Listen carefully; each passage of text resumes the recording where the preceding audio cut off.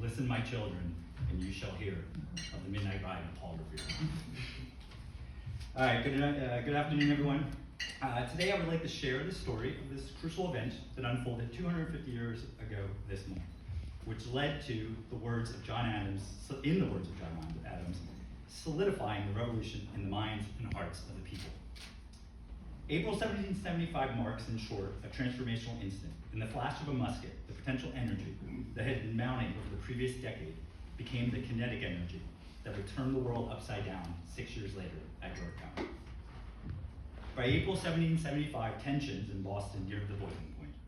The British occupation of the city and the various taxes imposed by the Britain had caused widespread dissatisfaction and demands of autonomy among the colonists, leading to a counter-revolutionary actions by the British to reassert their authority over their wayward subjects.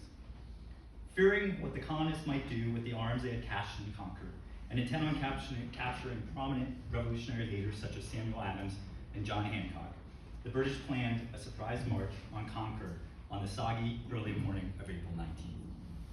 However, the Patriots had uncovered the British plan.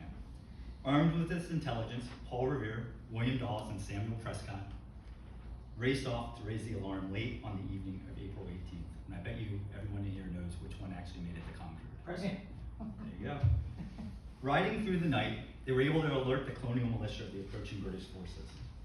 As the sun crested the horizon on the morning of April 19th, the British regulars approached a small group of about 80 colonial militia, led by Captain John Parker, on the road to Concord at the village of Lexington. No one knows who fired that first shot heard around the world, but in the aftermath, 8 patriots lay dead or dying, and any hopes of peaceful reconciliation between King and the colonies evaporated like the billowing sulphurous smoke over Lexington Green. Having dispersed Captain Parker's men, the British forces continued their advance toward Concord.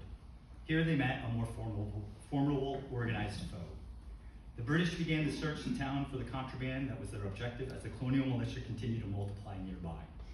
At Northbridge, over the Concord River, about 400 colonials faced approximately 100 British infantrymen. Mistakenly believing the British were burning the town, the provincials advanced toward the regulars who fell back. In the confusion, it appears several British infantrymen fired sporadic shots at the Patriots. Then, a more concentrated salvo erupted from the British line. The colonists returned fire. After a fierce exchange, several combatants on both sides lay dead or wounded. But, as Ralph Waldo Emerson memorialized, the embattled farmers stood. Outnumbered and outmaneuvered, the British were unable to dislodge the stubborn colonials and were forced to cede the field.